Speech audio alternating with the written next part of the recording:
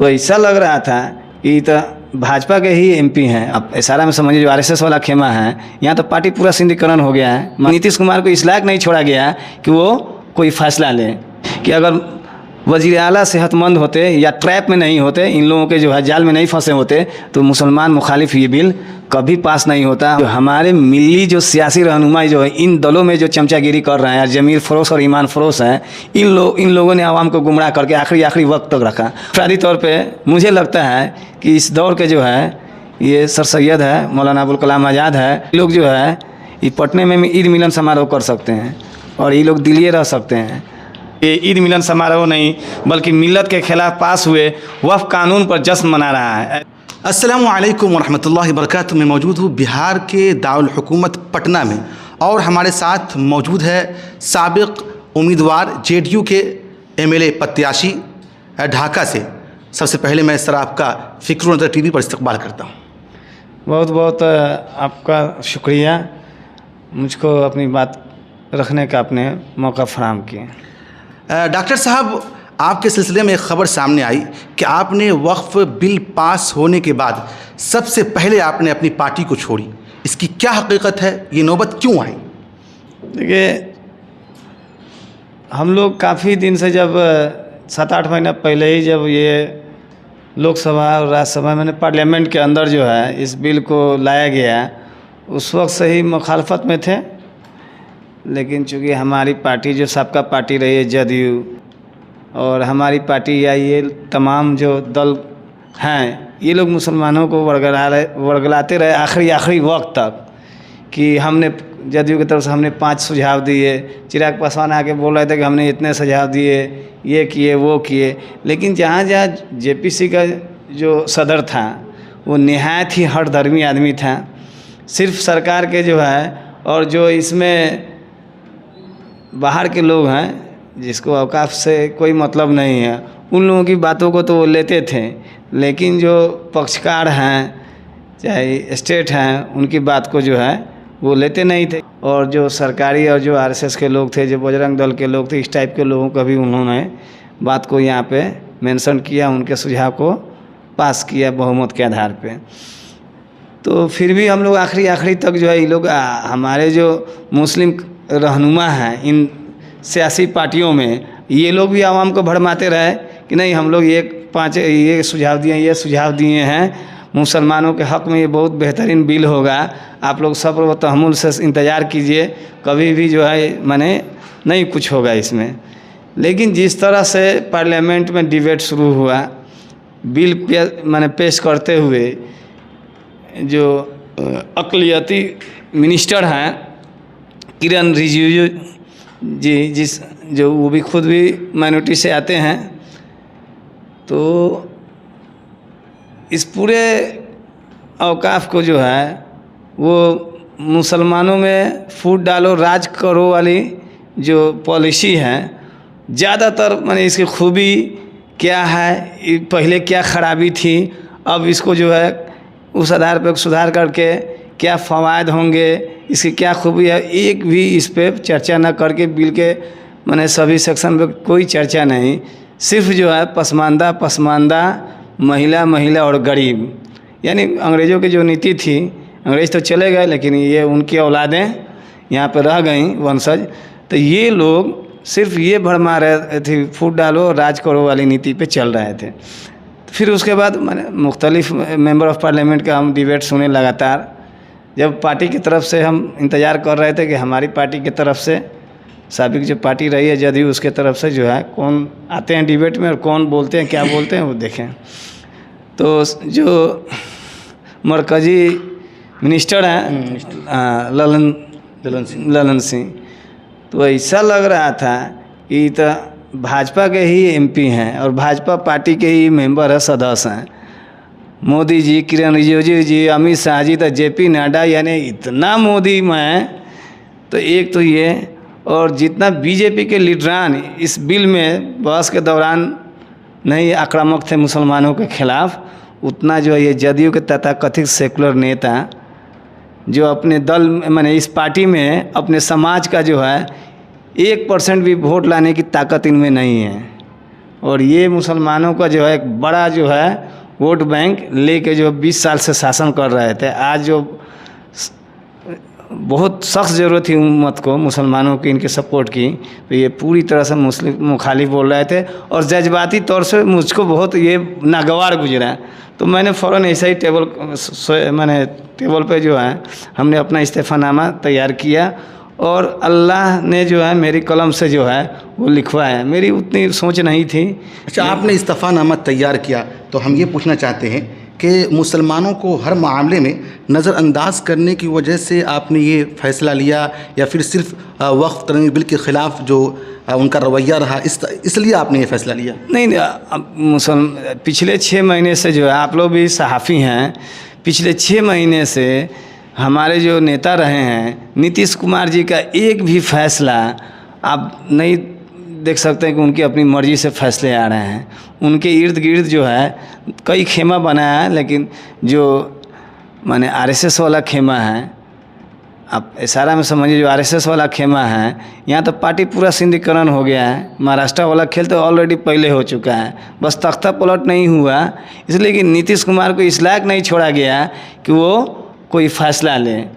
तो एक सिंबॉलिक तौर पे उनका चेहरा रखा गया है और फैसला जो है यहाँ के जो है बिहार जदयू में जो सिंधे हैं वही लोग ले रहे हैं। यानी आप कहना चाह रहे हैं कि वज़ीर आला अब इस काबिल नहीं रहे फैसला लेने के? पिछले 6 महीने के आप तो साफ़ी हैं, पहले ही बोले, पिछले 6 महीने से उनका एक भी जो है, हमको पूरा यकीन है, कवी यकीन है कि अगर वज़ीर आला सेहतमंद होते या ट्रैप में नहीं होते, इन लोगों के जो है जाल में नहीं फंसे होते, तो मुसलमान मुखालिफ ये बिल कभी पास नहीं होता। हमको जो 92 और 90 का दशक भी याद है, जब हम लोग हाई स्कूल में थे, शुरुआती तालीम हासिल कर रहे तो उनका बहुत हम लोग मुरीद थे भाषण का, उनके आइडियोलॉजी का, उनका ब्राह्मणवाद और ये मनुवाद पे जो है उनका एक से एक पुराना वीडियो देख लीजिए। और हम लोग समझते थे कि ये बहुत ही खालिस जो है सेकुलर लीडर हैं। तो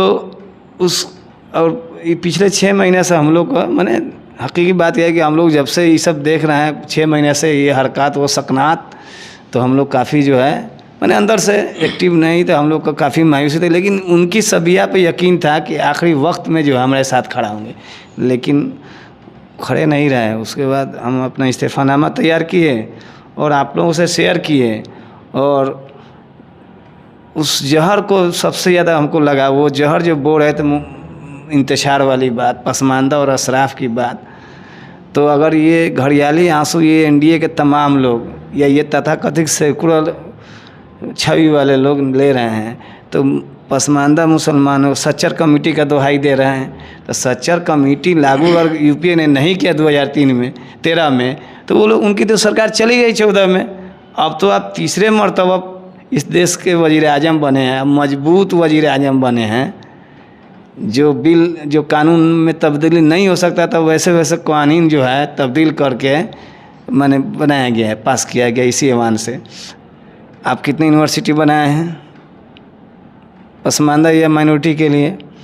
दूसरी बात है कि औकाफ के ज़रिए ये नैरेटिव सेट किया जा रहा था कि औकाफ में पसमानदा की नुमाइंदगी नहीं है, औकाफ में चंद घराने या चंद लोग जो है बार बार बड़े बड़े लीडरान और ये स्कॉलर तथा कथित स्कॉलर, जिसको मैं नहीं मानता कि 200-300 परिवार है जो औकाफ के पूरी देश की अकूत संपत्ति को जो है गवर्न किया हुआ है, और वही लोग मॉनिटरिंग करते हैं। और यहाँ पे जो है ख़वातीन की कोई नुमाइंदगी नहीं है। तो मैं खुद जो है मशरक़ी चंपारण ज़िला से आता हूँ, कई बार वहाँ का रुकन रहा हूँ ज़िला औकाफ में। मेरे एक दोस्त हैं जहांगीर आलम अंसारी, वो भी पसमानदा समाज से आते हैं, मैं भी पसमानदा समाज से आता हूँ। तो वो ज़िला जनरल सेक्रेटरी भी रह चुके हैं, ज़िला सदर भी रह चुके हैं औकाफ में। अब तो सीनियर लीडर हैं। तो ये झूठ का जो पुलिंदा बना के अब मुसलमानों को जो भरमाया जा रहा है, तमाम के तमाम जो हिंदुस्तान के 30 करोड़ मुसलमान काफ़ी मायूस और दुखी थे। ये भी उसमें मैं भी था, लेकिन अल्लाह ने मुझसे काम लेना था तो मुझसे ये काम लिया। सबसे पहले एहतजाज में हम उतरे, बिना किसी के दबाव में, बिना किसी के प्रेशर में, खुद अपने मने मर्जी से जो है। तो आपने फाइनली इस्तीफ़ा दे दिया? इस्तीफ़ा दे दिया। तो डॉक्टर साहब, मेरा ये सवाल है कि जो सिलसिला शुरू हुआ है जेडीयू पार्टी के रहनुमा और बड़े बड़े लीडर जो है इस्तीफ़ा दे रहे हैं, आप खुद सीनियर रहनुमा हैं, तो आपको नहीं लगता है कि अगर वक्फ बिल पास होने से पहले 2 महीना पहले ये सिलसिला आप लोग शुरू करते और आप इस्तीफ़ा देते तो इसका अच्छा खासा असर पड़ता? कि आपको नहीं लगता है कि इतनी आसानी से ये बिल पास नहीं होता? मैं तो काफ़ी एक्साइटेड हो गया, आपका ये बहुत ही बेहतरीन, अब तक किसी ने ये सवाल नहीं पूछा था, तो पहले इसके लिए मुबारकबाद। हमारे जी जो हमारे मिली जो सियासी रहनुमाई जो है इन दलों में जो चमचागिरी कर रहे हैं, ज़मीर फरोश और ईमान फरोश हैं, इन लोगों ने आवाम को गुमराह करके आखिरी वक्त तक रखा। उसके पास होने के बाद भी एक भी आप उठा के देखिए, अब तो एक्ट बन गया, अब तो बिल भी नहीं रहा। ये लोग जो तरमीमात कर रहे थे कि हम लोग 5 अमेंडमेंट अपना करवाए हैं, ये करवाए हैं, तो बताएं कि कौन सा मैंने जदयू ने किया है, कौन से चंद्रबाबू चिराग पासवान गला फाड़ के अभी भी बयान दे रहे हैं चिराग पासवान कि आज भले आप नाराज़ हैं मुसलमानों से मुखातिब होके, लेकिन कल आप भी मानिए कि आपके अच्छे के लिए बिल आया। तो वही बताएं कि आपने कौन सा सुझाव इसमें दिया था जो माना गया। एक तो है कि भाई कोई भी ये भी औकाफी मजहबी कमेटी है, जिसको धार्मिक अनुष्ठान हिंदी में बोलते हैं लोग। तो जब आप चर्च की कमेटी में सिर्फ ईसाई होते हैं, गुरुद्वारा की कमेटी में ईसाई होते हैं, मंदिर और मठ के कमेटी में सिर्फ हिंदू भाई होते हैं, आप माइनॉरिटी मुसलमानों के जो है कमेटी में, ट्रस्ट में आप 2 गैर मुस्लिम कहाँ से ला रहे हैं? रियासती तो सतह पर भी और मरकज़ी सतह पर भी, माने कमेटी में। दूसरे बात, ऑलरेडी यहाँ पे ट्रिब्यूनल है, सियासी जो दलाल हैं इन दलों में आज भी दलाली कर रहे हैं और आपको गुमराह में रखा गया है। हाँ, पूरे आवाम, मैंने हम लोग को उम्मीद है कि आखिरी तक जो है हमारी पार्टी मेरे साथ खड़ी रहेगी। तो उसमें बड़ा रोल जो है ये इन दलालों का है। किन दलालों का? जो इन तथाकथित सेकुलर जमातों में जो अपने आप को कहते हैं कि हम मुसलमान हैं, लेकिन जब भी ज़रूरत हुआ मिलत को तो ये लोग पीठ दिखाए हैं। ईद मिलन समारोह करने से कुछ नहीं होगा। तो मुसलमान तो मासूम कौम है, अब जिस पे एतबार करता है तो जब तक कब्र में नहीं आता तब तक एतबार करता रहता है, चाहे 1000 बार लूटा गया। तो हमको तो सब ने दबाया है ना, सभी ने, माने कभी सेकुलरिज्म का चोला पहन के तो कभी हिंदुत्व के चोला ओढ़ के। तो अभी जेडीयू पार्टी के अंदर क्या चल रहा है? जेडीयू पार्टी है कहाँ? नहीं है, ख़त्म हो गया। कब ख़त्म हुआ? 6 महीना पहले ही हम लोग भी सियासत में हैं, कई माने सीनियर लीडरान जो बहुत रसूख रखते हैं, तो ये 4-5 चेहरा जो चलता है मीडिया में, आप लोग भी देख रहे हैं, इनके अलावा जदयू में है कुछ नहीं है। तो आज आपका इमारत शरइया बिहार, उड़ीसा, झारखंड, वेस्ट बंगाल के मरकज़ी दफ्तर आना हुआ, तो इमारत शरइया और हज़रत अमीर शरीयत से कैसा लगाव है और कैसी उम्मीदें वाबिस्ता है?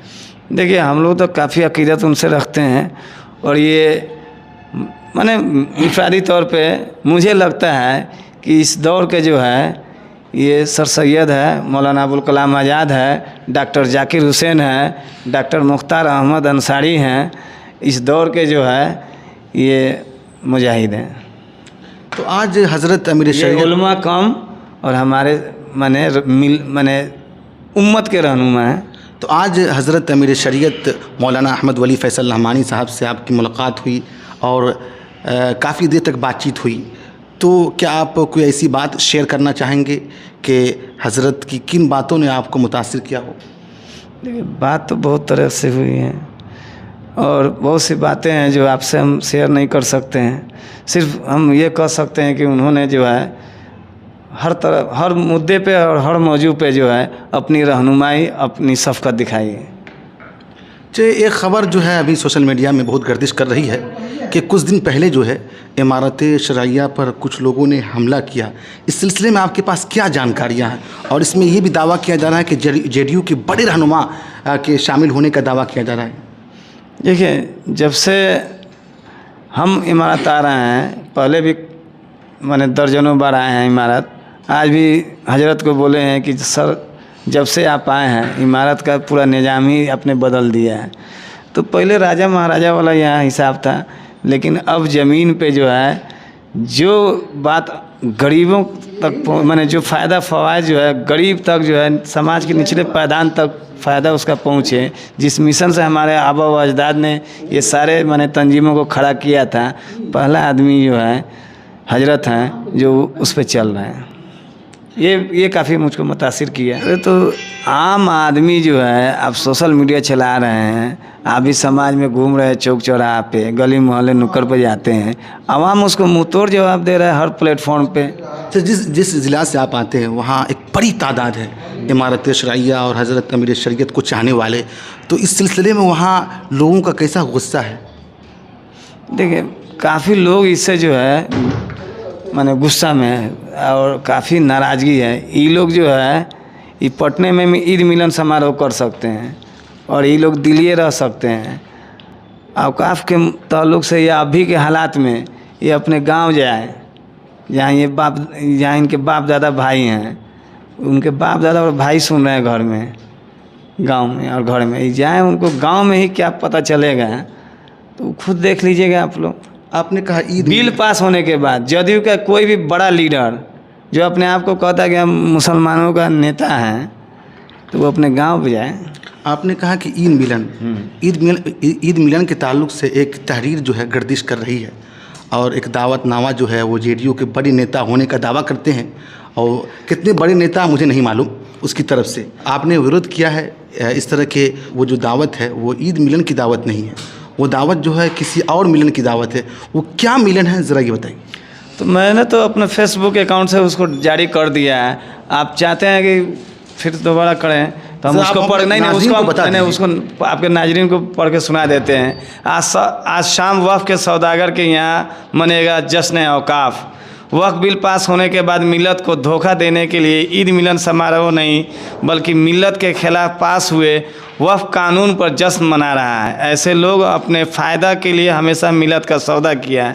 ऐसे लोगों का सामाजिक बहिष्कार किया जाएगा इंशाअल्लाह। अब हजरत जैसे लोग जो है मुतहरिक हो गए, ऐसे गद्दार का जो है अब ज़मीन कहीं रहेगा नहीं। अब नया सोच, नया फ़िक्र और जज्बा के साथ लोग आएंगे। हम लोग हजरत से यही उम्मीद रखते हैं और अब आने वाले 5 साल 10 साल में देखिएगा ऐसा गद्दार अब हमारे सफ़ों में कभी पैदा ही नहीं होगा। बहुत बहुत शुक्रिया। कैमरामैन अब्दुल बारी के साथ शाहिद रहमानी, पटना, बिहार।